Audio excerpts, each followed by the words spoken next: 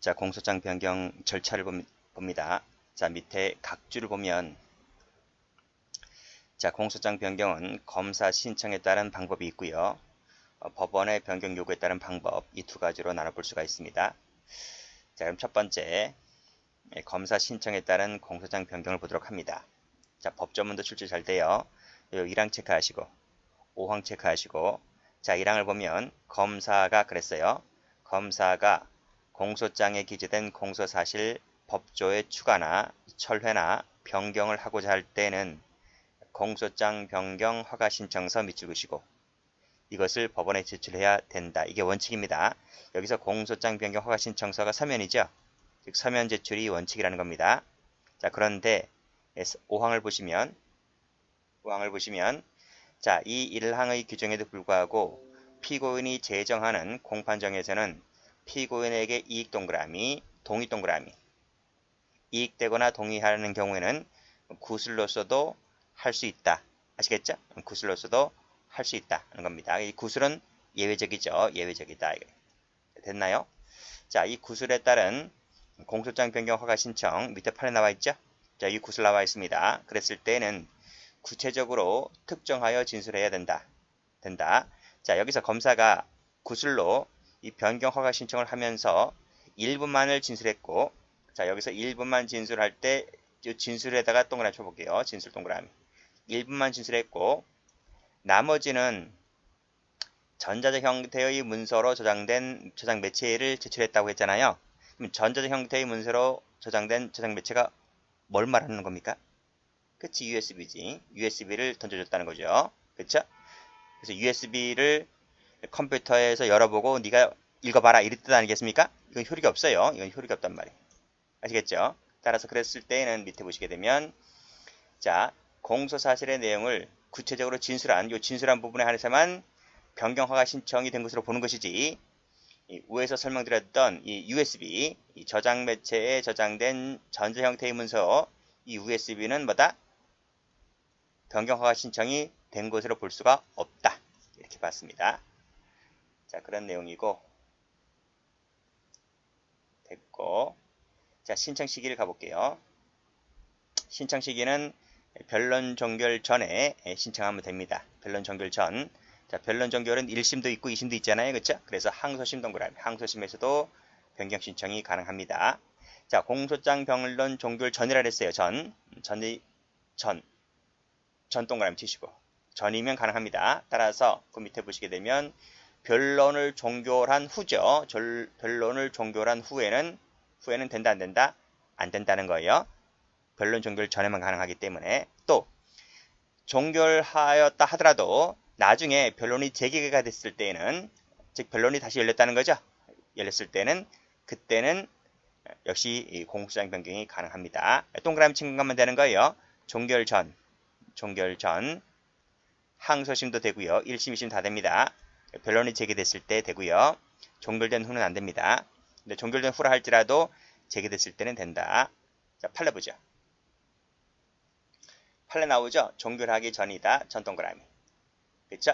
전에는 동일성을 해치지 않은 한도 내에서 허가해야 하는 것이다. 라는 말은 공소장 변경을 해줘야 된다는 얘기죠. 자, 그런 내용이고 일단 끊어볼까요? 자, 밑에 보시면 종결한 뒤, 그쵸? 여기 한번 쳐봐요. 종결한 뒤에는 된다, 안 된다? 안 된다는 겁니다. 그쵸? 여기 허가하면 된다, 안 된다? 허가하면 안 된다는 거예요. 됐습니다. 자, 다음 페이지 가볼게요. 역시 마찬가지로 이것도 똑같지? 종결하기 전입니다. 여기 재개 나와있지? 재개 동그라미 치시고, 재개 동그라미 치시고, 이건 되는 겁니다.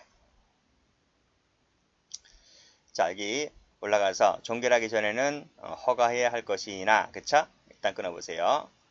끊어보시고, 다음 종결한 후에는 된다, 안 된다? 안 된다, 이거 안 된다. 마지막 보시게 되면 밑에 변경을 허가해야 할 의무는 없는 것이다. 그쵸? 그런 내용입니다. 자, 됐고 그 다음에 밑에 조문. 자, 298조 3항이죠. 법원은 추가, 철회, 변경이 있을 때에는 그 사유를 신속히 피고인이나 변호인에게 고지를 해야 되는데 중요한 말은 또는입니다. 또는이다. 여기도 부본을 피고인 또는 변호인에게 즉시 송달해야 한다. 또는입니다. 또는 자 이렇게 하면 틀려요. 및 하면 틀려요. 밑이 아니다. and가 아닙니다. 오합니다. 됐어요? 색깔 칠하세요. 색깔 칠한다. 자 이것을 판례가 확인해주고 있죠. 여기 보시게 되면 또는으로 되어 있기 때문에 판례도 둘 중 안에 한쪽에 대해서는 송달하면 된다고 봤어요. 자 밑에도 자 변호인 이외에 피고인에게 안 해줬다는 거죠. 그치? 안 해줬다 하더라도 자 위에서 한쪽에 대해서만 송달해주면 되기 때문에 변호인에게는 송달하고 피고인에게는 송달하지 아니했다 하더라도 위법은 아니다. 그쵸? 자 밑에 판례는 누구한테 해줬습니까? 피고인에게 해줬습니다. 피고인에게 밑에 옆에 보시면 교포했다고 했죠? 교포했기 때문에 따라서 또 피고인이 교포했고 교부받았고 피고인이 충분히 진술 변론하였다면 어떤 하자가 있는 것은 아니죠. 그런 내용입니다. 둘 중 안에 한 사람에게 송달해주면 됩니다. 그런 취지의 판례들입니다. 자, 두 번째로서 법원의 재판을 가볼게요. 자, 동일성이 인정되는 범위 안에서는 법원은 이를 반드시 허가해 줘야 된다는 거죠. 이건 판례 법조문에 있죠? 법조문에 있습니다. 이것을 여기 나와 있듯이 의무적입니다. 의무적. 할 수 있다 하면 틀려요. 자, 됐고. 자, 요 판례는 우리 전 시간에 봤죠? 일제인데 일제는 단순 일제도 있고 포괄 일제도 포함됩니다. 포괄 일제를 포함한다. 그쵸? 일제의 관계에 있는 여러 범죄 사실 중에서 일부의 범죄 사실에 대해서 공소가 제기된 뒤에 항소심에서 이를 부분을 추가했다 하더라도 법원은 반드시 이를 허가해야 한다. 의무적이죠. 그렇죠? 그리고 공소장 변경은 항소심에 가능하다 했습니다. 항소심에서도 가능하다 했기 때문에 항소심에서 추가했다면 법원은 허가해야 된다. 동일성을 유지하고 있다면 그런 내용이고요. 또 검사가 구술로 공소장 변경 신청을 하자 피고인이 이에 동의했습니다. 그치? 그리고 법원도 기각하지 않았습니다. 안 한 채 공판 절차를 진행했다면, 그치? 이러이러한 사정이 있다 하더라도 그 허가가 있었다고 본다. 이렇게 봤습니다. 됐고. 자, 그 다음 건 읽어보시고요. 자, 여기 기각결정 나와 있네요. 신청이 현저히 시기에 늦거나 부적법한 경우에는 기각하면 됩니다. 그렇죠? 여기 나와 있지 판례도. 여기 동일성이 인정되는 범위 안에서만 가능한 것이지 동일성이 인정되지 않는다면 어떻게 한다? 기각결정 때린다. 이런 내용이고요. 불복할 수 있을까? 불복이 안 됩니다. 불복이 안 된다. 즉 항고가 안 됩니다. 그치? 판결 전에 소송 절차에 관한 부분이기 때문에 항고가 안 돼요. 다만 예외가 있죠. 예외가. 판결에 영향을 미쳤을 때는 그때는 예외적으로 상소가 가능합니다. 자, 그런 내용인데요. 자, 판례 보실게요. 판례를 보면 자, 여기 추가 천례 변경 허가, 즉 공소장 변경 관련된 것이죠. 판결 소송 절차에 관련된 판결 전의 소송 절차에 관련된 부분이기 때문에 마지막 줄에 독립해서 상소가 안 된다. 즉 불복이 안 된다 이 말이에요. 불복이 안 된다. 안 되는 게 원칙이단 말이에요. 원칙. 그런데 위에서 말씀드렸듯이 그 결정함에 있어서 그 영향을 미쳤을 때 한해서만 상소가 가능하다. 상소가 가능한 것뿐이지 이러한 사유가 없다면 독립상소가 안 된다. 그 뜻입니다. 이해되시겠죠? 이 판례는 위에 있는 부분을 이렇게 부연 설명하고 있는 거예요. 똑같은 설명하고 있는 거예요. 그걸 풀었으면 위에 부분이 나오는 거예요. 또 변경 허가한 부분에 있어서 위법 사유가 있을 때는 법원 스스로가 취소가 가능합니다. 자, 이런 판례도 있고요. 이 판례도 출제가 잘 됩니다. 즉 동일성이 인정되지 않으면 허가해주면 안 되잖아요. 그치? 근데 허가를 해줬다는 거예요. 그랬을 때는 이 결정을 내린 법원 스스로가 취소 가능하다 봐두시고. 다음 볼까요? 자, 변경 후의 절차입니다. 자, 변경이 허가됐습니다. 그랬을 때는 검사는 허가 신청서에 의하여 변경된 공소사실, 죄명, 법조를 낭독하면 됩니다. 이게 원칙이란 얘기죠. 자, 됐고 뭐 단서도 있습니다. 자, 그 밑에 이 사항 체크해 보세요. 체크했죠? 자, 법원은 전항에 따른 추가, 철회, 변경이 피고인에게 불이익을 할 염려가 있다고 인정할 때에는 직권 밑줄 그시고 청구 밑줄 그시고 다음 빨간색으로 정지할 수 있답니다. 그쵸? 이거는 임의적이죠. 임의적. 앞에 거는 의무적이었죠? 의무적이었고 여기는 임의적이다. 임의적. 정지는 임의사항입니다. 허가는 의무적이지만 정지는 임의적입니다. 임의적. 요거 한다 하면 틀려요. 자, 됐고 그와 관련된 판례가 밑에 나와 있어요. 그래서 피고인의 방어권 행사에 실질적으로 불이익을 주지 않는 것으로 인정할 때에는 법원이 이 정지 신청을 받아들이지 아니했다 하더라도 그치? 아니했다 하더라도 위법은 아니다. 왜요? 의무적이니까. 그래, 의무적이니까. 됐어요? 자, 다음 경합범으로 기소가 되었던 수개의 사실을 상습범으로 변경한 정도라고 할 때 그 정지할 정도는 사유가 아니라는 거예요. 정지할 정도의 사유가 아니라고 판단되기 때문에 따라서 이를 정지하지 않았다 하더라도 위법은 아니다 이런 말이에요. 왜? 의무적이니까. 그쵸? 자, 마지막으로 볼 곳이 법원의 공소장 변경 요구입니다. 그 말은 무슨 말이야? 검사가 공소장 변경 요구를 안 해요. 그럴 때는 법원이 심리의 경과에 비추어 봤을 때 검사가 안 한다니까 요구를? 그러면 법원이 뭐라 그래요? 검사님, 공소장 변경 요구하세요. 공소장 변경 요구하세요. 이렇게 뭐다?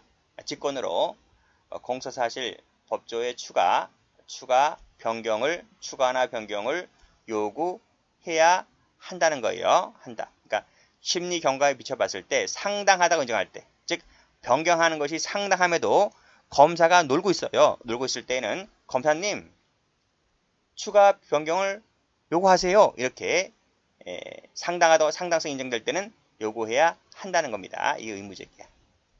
의무적이고요. 요 이항 체크 한번 해보세요. 그리고 여기서는 철회가 들어오고 있지 않습니다. 철회가 들어오고 있지 않다. 철회하세요. 이렇게 하면 안 돼요.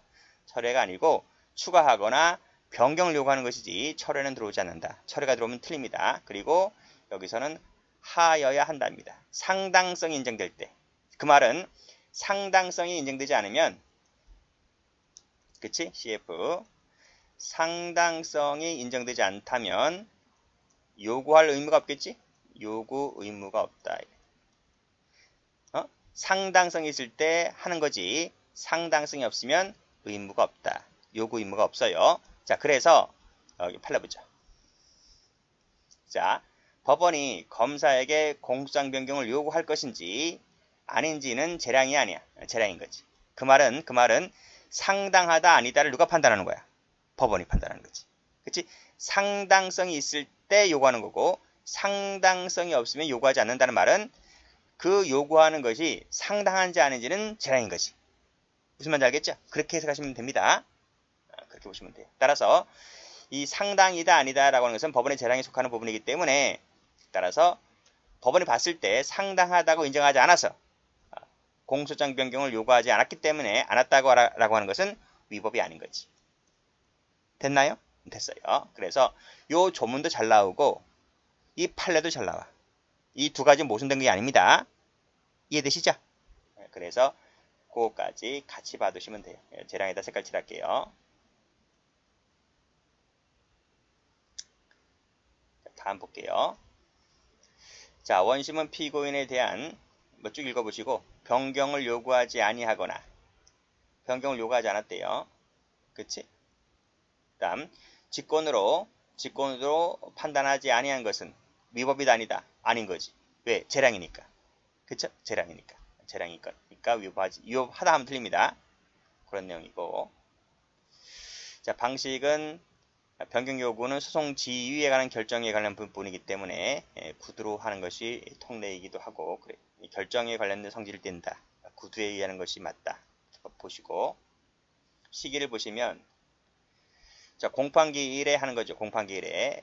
공판기일에 공판장에서 법관이 검사하게 하는 겁니다. 공판기일에 하는 것이기 때문에 공판기일 이전엔 된다 안 된다? 안 되는 거예요. 그리고 공판기일이라면 1심이든 항소심이든 다 가능해요. 다 가능해요. 그리고 변론 종결을 후라 할지라도 변론을 제기했다면 이것도 가능하죠? 가능한 부분입니다. 그 다음 이것은 소송 지휘권의 한 종류이기 때문에 검사는 복종할 의무가 있는 거예요. 복종해야 된다. 그래서 여기 이 결정에 따라야 되는 거야. 그렇지? 그렇게 보시면 되겠습니다. 자, 됐고. 자, 그 다음 효과를 보시면 뭐 이건 다 봤잖아. 그치? 이거 다 봤고 뭐 읽어보시면 돼요. 자, 밑에 조문 가볼까요? 자, 사건 이속 나와 있는데 단독 판사의 이 관할 사건이 변경에 따라서 합의부 사건으로 바뀌었을 때에는 법원은 직권으로 그쵸? 결정으로 관할권 있는 법원에 이송하면 됩니다. 됐어요? 그게 밑에 판례도 나와 있죠? 관할권 있는 법원에 이송하라. 그리고 항소심에서 변경된 위 합의부 관할 사건에 관련된 것은 어디다? 그쵸? 고등법원에 가는 거죠. 그쵸? 자, 판례도 나와 있네요. 판례도 잘 나와요. 판례도. 자, 공소시효 완성 여부는 변경시가 아니다. 변경시가 아니다. 그럼 언제래? 최초 당초 공소 제기가 있었던 시점이다. 이것도 알아두시고. 두 번째로서 변경됨에 따라서 법정의 차이가 있을 때는 공소시효 기간이 변경된 공소시효 사실에 대한 법정형이 공소시효 기간이 되는 겁니다. 그런 내용들 봐두시고. 또 밑에 3번도 보시면 변경된 공소사실에 대한 법정형을 기준으로 하게 되면 공소시효가 완성됐다라고 했을 때 무슨 판결 때린다? 공소시효가 완성되었다는 판결이 면소 판결이잖아요. 면소 판결 때리면 됩니다. 출제가 잘 되는 게 여기 잘 나와요. 당초 공소 제기가 있었던 시점이다. 그리고 차이가 있을 때는 변경된 사실에 대한 법정형이 시효기간 기준점이 된다. 이 두 가지 꼭 좀 봐두시고 범위를 보죠.